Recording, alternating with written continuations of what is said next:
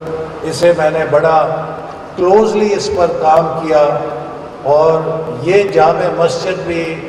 خوبصورت ترین جامع مسجد ہے جو کہ کسی بھی یونیورسٹی میں ہو سکتی ہے یا اس علاقے کے اندر ہے۔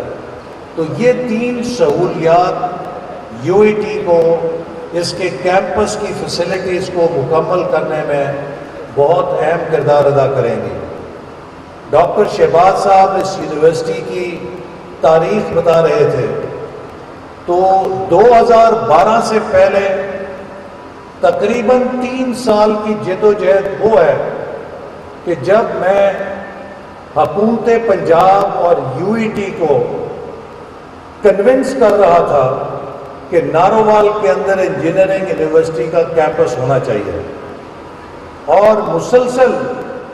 مجھے اس بات کا جواب دینا پڑتا تھا کہ نارووال میں کون سی انڈسٹری ہے جس کی بنا کے اوپر ہم انجینئرنگ یونیورسٹی کا کیمپس بنائیں۔ تو میرا انہیں 2 جواب ہوتے تھے، ایک ٹیکنیکل جواب ہوتا تھا اور ایک غیر تکنیکی جواب ہوتا تھا۔ ٹیکنیکل جواب تو یہ ہوتا تھا کہ آپ مرغی اور انڈے کی بحث نہ کریں کہ پہلے مرغی ہوگی یا پھر پہلے انڈا ہوگا۔ سوال یہ ہے کہ اگر آپ اس بنیاد پہ چلیں گے کہ پہلے انڈسٹری آئے گی تو پھر انجینئرنگ یونیورسٹی آئے گی، تو پھر ہمارے جیسے علاقے کبھی ٹیکنیکل ایجوکیشن کا خواب نہیں دیکھ سکتے۔ تو میں نے انہیں کہا کہ میں جہاں سے تعلیم حاصل کر کے آیا ہوں امریکہ میں، وہاں پر یونیورسٹی سٹیز ہوتی ہیں، شہر جو ہیں یونیورسٹیوں کی وجہ سے آباد ہوتے ہیں۔ تو میں نے انہیں کہا کہ میں چاہتا ہوں کہ ہم ایک تجربہ ایسا کریں کہ انجینئرنگ یونیورسٹی بنے اور وہ مقناطیس بنے اس علاقے کے اندر انڈسٹریلائزیشن کا۔ لہٰذا یہ you E T should help us become a knowledge city, a university city, جس کے گرد پھر انڈسٹری انشاءاللہ تعالیٰ اس یونیورسٹی کی ریسرچ کھینچ کے لے کر آئے گی۔ تو وہ پھر چپ ہو جاتے تھے۔ اور دوسرا جو میرا غیر تکنیکی جواب انہیں ہوتا تھا، میں انہیں کہتا تھا کہ بھائی بات یہ ہے کہ نارووال کے لوگوں نے ایک انجینئر کو اگر ایم این اے منتخب کیا ہے تو اس انجینئر کا ارمان ہے کہ وہ کم از کم اپنے علاقے کے لوگوں کو انجینئرنگ یونیورسٹی کا تحفہ دے۔ تو لہذا بڑی 3 سال کی جد و جہد کے بعد وزیر اعلیٰ صاحب سے، اور اس وقت میں اگر ذکر نہ کروں جنرل اکرم صاحب کا کہ جو انجینئرنگ یونیورسٹی کے وائس چانسلر تھے، ان سب کی مدد کے ساتھ ہم انجینئرنگ یونیورسٹی نارووال کیمپس کی منظوری حاصل کرنے میں کامیاب ہوئے۔ اور اس کے لیے ہمیں اس وقت ہم نے پوسٹ گریجویٹ بلاک تیار کیا تھا، وہ تیار تھا تو فوری طور پہ میں نے کہا کہ ہم اسی کو یونیورسٹی کے لیے حاضر کر دیں گے، آپ کلاسیں اس سال سے شروع کریں۔ لہٰذا اس طرح وہ کلاسز شروع ہوئیں، اور شروع کے چند سالوں میں ہاسٹل کے لیے بھی جگہ نہیں تھی۔ ہمارے پاس جو پرانا ڈی سی ہاؤس یا ڈی سی آفس تھا، اس کو ہم نے عارضی طور پہ ہاسٹل کے لیے کچھ سال استعمال کیا۔ لیکن ہر بڑے منصوبے کا آغاز پہلے قدم سے ہوتا ہے۔ اگر آپ انتظار کریں کہ سب اسباب پورے ہو جائیں گے پھر ہم کوئی بڑا کام کریں گے، تو نہ کبھی اسباب پورے ہوتے ہیں اور نہ بڑا کام ہوتا ہے۔ تو اللہ تعالیٰ کے فضل سے آج میں کہہ سکتا ہوں کہ یو ای ٹی نارووال کو پاکستان کے بہترین انجینئرنگ کیمپسز کے اندر شمار کیا جا سکتا ہے، اور انشاءاللہ تعالیٰ چند سالوں کے اندر مجھے یقین ہے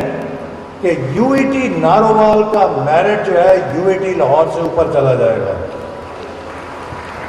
اس لیے کہ جو فیسلٹیز یہاں پر آ چکی ہیں اور جو مستقبل کے پلانز ہیں، اس کے نتیجے میں پاکستان کے اندر U E T Narowal engineering research اور انجینئرنگ انڈسٹری لنکیجز کے لیے بہترین ادارہ پاکستان کا انشاءاللہ تعالی بن کر ابھرے گا۔ ابھی انوویشن سینٹر کے لیے ہم نے 1 ارب روپے کا انڈاؤمنٹ فنڈ منظور کرایا ہے، اور آخری سال کا جو 30 جون کو ختم ہو رہا تھا، بڑی تگ و دو کر کے وزارت خزانہ سے، AGPR آفس سے رات کو 9 بجے تک حبیب بینک کی برانچ کو کھلا رکھ کر، تو جس طریقے سے میں چاہتا تھا کہ وہ فنڈ لیپس نہ ہوں اور وہ یونیورسٹی کے پاس پہنچ جائیں، ہمیں کامیابی ہوئی کہ رات 9 بجے جب وہ فنڈ ڈپازٹ ہو گیا، ٹرانسفر ہو گیا آخری دن، اور ہم نے اسے لیپس ہونے سے بچا لیا۔ تو اب اس انوویشن سینٹر کے پاس 1 ارب روپے کی انڈاؤمنٹ گرانٹ موجود ہے، جس کے منافع سے یہ اپنی ایکٹیویٹیز کے لیے کسی حکومت کے پیسوں یا بجٹ کا محتاج نہیں ہے۔ اب یہ ہمیشہ خود کفیل ہے کہ اس انڈاؤمنٹ فنڈ سے یہ اپنا کام چلا سکے گا۔ اسی طرح انجینئرنگ یونیورسٹی سے ہم نے 2017 اور 18 میں 4 پاکستان میں ٹیکنالوجی کے نیشنل سینٹرز بنائے، آرٹیفیشل انٹیلیجنس کا، سائبر سیکیورٹی کا، بگ ڈیٹا کلاؤڈ کمپیوٹنگ کا، اور آٹومیشن اینڈ روبوٹکس کا۔ یہ 4 سینٹرز جو ہیں پاکستان کی اس وقت 12-15 انجینئرنگ یونیورسٹیز میں ان کی لیبارٹریز کے ساتھ نیٹ ورک کر کے چل رہے ہیں، اور انہوں نے پاکستان کو کم از کم 10 سال ان شعبوں کے اندر آگے لا کے کھڑا کر دیا ہے۔ اگر ہم یہ 2017-18 میں، آج ہر کوئی آرٹیفیشل انٹیلیجنس کی بات کر رہا ہے، لیکن 2017 میں کسی کو نہیں پتا تھا کہ یہ آرٹیفیشل انٹیلیجنس کس بلا کا نام ہے، ہمارے ملک کے اندر کم از کم کسی کو اس کا اختیار نہیں تھا۔ لیکن اس وقت ہم نے آرٹیفیشل انٹیلیجنس کا نیشنل سینٹر آف ایکسلنس بنایا، cyber security, big data cloud computing, اور اسی طرح آٹومیشن روبوٹکس کا۔ یہ میں نوجوانوں کو بتانا چاہتا ہوں کہ ہمارا اور دوسروں کا کیا فرق ہے۔ ہمارے بعد جو لوگ آئے وہ نوجوانوں کو کہتے تھے کہ ہم آپ کو مرغیاں دیں گے اور انڈے دیں گے۔ ہم نوجوانوں کو کہتے تھے کہ ہم آپ کو لیپ ٹاپس دیں گے، آرٹیفیشل انٹیلیجنس دیں گے، سائبر سیکیورٹی دیں گے، آٹومیشن روبوٹکس دیں گے، بگ ڈیٹا کلاؤڈ کمپیوٹنگ دیں گے، تاکہ آپ لوگ 21ویں صدی کی جدید معیشت کے نالج ورکرز بنیں۔ اور ہمارے مخالف کہتے تھے کہ کٹے دو نوجوانوں کو، انڈے دو، مرغیاں دو، بکریاں دو۔ یہ فرق ہوتا ہے ویژن کا، کہ آپ کے پاس اگر ویژن نہیں ہے تو آپ کٹے کٹیوں کی اور مرغیوں اور انڈوں کی باتیں کرتے ہیں، لیکن اگر آپ کے پاس ویژن ہے تو آپ پھر آرٹیفیشل انٹیلیجنس کے منصوبے لگاتے ہیں، آپ نوجوانوں کو لیپ ٹاپ سے ڈیجیٹلی امپاور کرتے ہیں۔ آج اگر پاکستان دنیا میں 3rd بگیسٹ ای لانسنگ کنٹری بن چکا ہے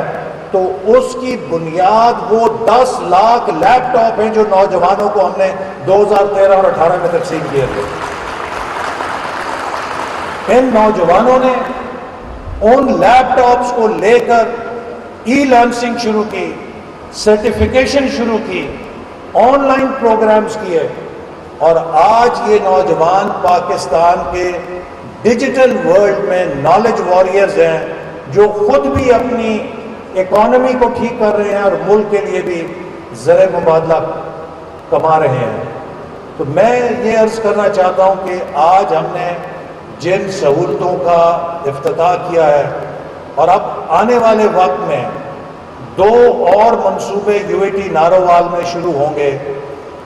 اس میں ایک منصوبہ ہے national centre for quantum computing کا۔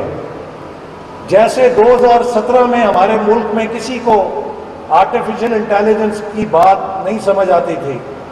آج اسی طرح کوانٹم کمپیوٹنگ جو ہے وہ بھی کوئی دور کی انہونی سی بات لگتی ہے، لیکن چند سالوں کے اندر کوانٹم کمپیوٹنگ جو ہے وہ پوری آئی ٹی انڈسٹری کو اسی طرح تباہ کر دے گی، جس کی مثال آپ ایسے لے لیں کہ آج کا جو سپر کمپیوٹر ہے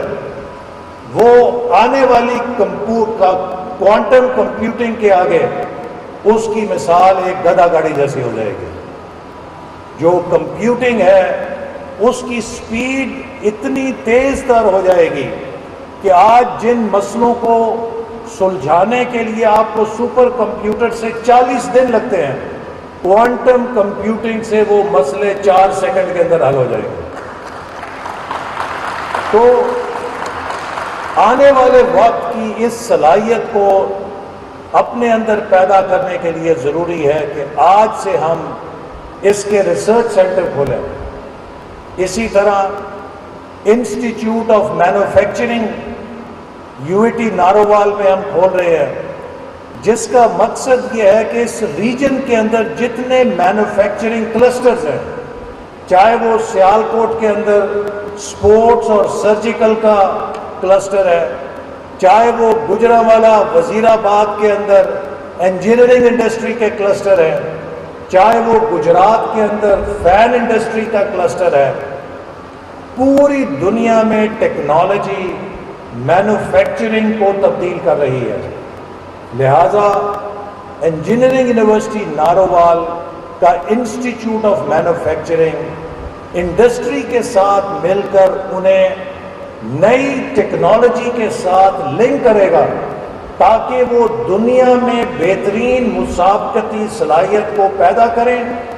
اور پاکستان کے لیے ایکسپورٹس میں نمایاں اضافہ کرنے کے قابل ہو سکے۔ چونکہ پاکستان کو اگر ہم نے مستحکم کرنا ہے تو اس کا ایک ہی راستہ ہے کہ ہم پاکستان کی ایکسپورٹس میں دن دگنی رات چوگنی ترقی کریں۔ تو institute of manufacturing engineering university کی ریسرچ کو اس پورے ریجن کی انڈسٹری کے ساتھ جوڑے گا اور ان کو دنیا کے بہترین سلوشن لا کر اس قابل کرے گا کہ وہ دنیا میں اپنی ایکسپورٹس کو زیادہ سے زیادہ فروغ دے سکیں۔ میں امید کرتا ہوں کہ جو ہماری اس یونیورسٹی کی فیکلٹی ہے اور اسٹوڈنٹس ہیں وہ انوویشن کے اندر اپنا نام پیدا کریں گے، اور میں ہمیشہ سے یہ کہتا رہا ہوں کہ اس UIT نارووال کو بنانے کے پیچھے میرا خواب یہ ہے کہ یہ پاکستان کی MIT بنے، جیسے امریکہ میں MIT جو ہے میساچیوسیٹس انسٹیٹیوٹ آف ٹیکنالوجی، وہ ان کی انجینئرنگ اور ٹیکنالوجی کے اندر سب سے بڑا پاور ہاؤس ہے کہ جس کے سب سے زیادہ پیٹنٹس جو ہیں وہ رجسٹر ہوتے ہیں۔ اسی طرح UIT نارووال کو بھی پاکستان کے اندر انجینئرنگ اور ٹیکنالوجی کا ایک پاور ہاؤس بننا چاہیے کہ جس کی انوویشن اس کی پوری معیشت کو، اس کی رفتار کو چار چاند لگائے۔ اور مجھے یقین ہے کہ انشاءاللہ تعالیٰ جو ہمارے نوجوان ہیں اور جو ہمارے اساتذہ ہیں وہ اس کام کو بخوبی مل کر سکتے ہیں اور اسے کریں گے۔ آج پاکستان کو ہم نے دوبارہ اس مقام پہ لا کے کھڑا کر دیا ہے کہ پاکستان ٹیک آف کے لیے تیار ہے۔ 4 سال کی تباہی نے، میں پچھلے الیکشنوں میں یہاں کے لوگ گواہ ہیں، ہر الیکشن میں لوگوں کو خبردار کرتا تھا کہ اگر آپ اپنی گاڑی کی چابی کسی اناڑی کو دو گے تو وہ اپنا سر بھی پھاڑے گا اور گاڑی بھی توڑے گا۔ تو 2018 میں ایک سازش کے ساتھ ایک اناڑی کو جب چابیاں دی گئیں تو اس نے پاکستان کی معیشت کا بھی انجر پنجر ہلا دیا اور اپنی ٹانگ پہ بھی پلستر چڑھا کے خود کو بیکار کر لیا۔ لیکن آج الحمدللہ ہم نے 1 سال کی محنت کے بعد پاکستان کو دوبارہ پیروں پہ کھڑا کر دیا ہے۔ 1 سال پہلے دنیا میں شرطیں لگ رہی تھی کہ پاکستان 4 ہفتوں میں سری لنکا بنے گا یا 6 ہفتوں میں سری لنکا بنے گا۔ آج دنیا میں کوئی پاکستان کے سری لنکا بننے پر 6 ہفتے تو دور کی بات ہے، 6 سال کی بھی شرط نہیں لگا رہا، اس لیے کہ پاکستان کو ہم نے اس تباہ کن سیلاب کے باوجود جس کا ہمیں سامنا کرنا پڑا، اس مشکل سے نکال کے دوبارہ اپنے پیروں کے اوپر کھڑا کر دیا ہے۔ سٹاک مارکیٹ پاکستان کی بحال ہو رہی ہے، پاکستان کا روپیہ دوبارہ مستحکم ہو رہا ہے، اور چین جو کہ ہمارا سب سے برادر دوست ملک ہے، جس نے $25 ارب پاکستان میں سی پیک کے نتیجے میں لگائے، اس کو چور ڈاکو کہہ کے، اس کو کرپشن کے تانے دے کر 5 سالوں میں چین کی سرمایہ کاری کو بھی پاکستان سے روک دیا گیا۔ اور اب 14 جولائی کو آپ نے اخباروں میں پڑھا ہوگا کہ چشمہ نیوکلیئر پاور پلانٹ جو کہ 1200 میگا واٹ کا ایٹمی پلانٹ ہے، اس کے لیے $3.5 ارب کی چین کی سرمایہ کاری پاکستان میں آ گئی ہے، اور دوبارہ پاکستان اب ترقی کی طرف چلنا شروع ہو رہا ہے۔ پاکستان پہ ہمارے دوست ملکوں کا اعتماد بحال ہو رہا ہے، اور آپ دیکھیں گے کہ آنے والے ہفتوں اور مہینوں میں ہمارے جو خلیجی ممالک ہیں ان کے اربوں ڈالر کے منصوبے انشاءاللہ پاکستان میں آئیں گے، تاکہ ان سے بھی ہمارے تعلق اب بحال ہو رہے ہیں۔ تو سوال یہ ہے کہ اب آپ نے اور قوم نے اگلے الیکشنز میں فیصلہ کرنا ہے۔ اگر آپ نے غلط فیصلہ کیا تو پھر ہم اس عذاب کے شکار ہو جائیں گے کہ جس نے ہمیں 2022 کے گڑھے میں لا کے پھینک دیا تھا، اور اگر آپ نے صحیح فیصلہ کیا، ان پالیسیز کو 5 سال جاری رکھا گیا، تو پاکستان تیزی سے ترقی کرے گا۔ اور آخر میں ان تمام نوجوان طالبات کو اور طلباء کو جو کالجز اور سکول سے آئے ہیں، انہیں کہوں گا کہ آپ کو بلانے کا مقصد یہ تھا کہ آپ اس انجینئرنگ یونیورسٹی کو دیکھیں، اور آپ کے اندر یہ خواب ہونا چاہیے کہ آپ نے محنت کرنی ہے، FSC میں اچھے نمبر لینے ہیں، اور آپ سب نے اس انجینئرنگ یونیورسٹی کے اندر آ کر انجینئر بننا ہے۔ اور میں امید کرتا ہوں کہ جتنے یہاں پر ہمارے کالج کے اسٹوڈنٹ ہیں یا میٹرک سائنس کے اسٹوڈنٹ ہیں، وہ اس یونیورسٹی کو دیکھ کر اپنا گول بنائیں گے کہ ہم نے اب محنت کرنی ہے، پڑھنا ہے، اور اس یونیورسٹی کے اندر داخل ہو کر ایک پراؤڈ UATN بننا ہے۔ انہی الفاظ کے ساتھ میں آپ سب کا شکریہ ادا کرتا ہوں، اور آپ کے اس انتظار کے لیے بھی معذرت کرتا ہوں جس کی وجہ ایک اور تعلیمی ادارے کا افتتاح تھا، جس کی تقریب میں تھوڑی ہمیں تاخیر ہو گئی، لیکن آپ سب نے آ کر ہمارا حوصلہ بڑھایا۔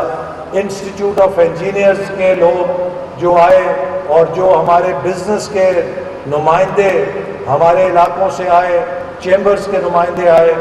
اور لاہور UAT سے جو لوگ آئے، آپ سب کا میں شکر گزار ہوں کہ آپ نے آ کر ہمارا حوصلہ بڑھایا، اور انشاءاللہ تعالی یہ UAT جو ہے، اس کے نوجوان، اس کے اساتذہ مل کر اسے پاکستان کی بہترین یونیورسٹی نہیں بلکہ آنے والے سالوں میں دنیا کی بہترین انجینئرنگ یونیورسٹی کی صف میں کھڑا کریں گے، اور یہ پاکستان کی MIT بنے گی۔ پاکستان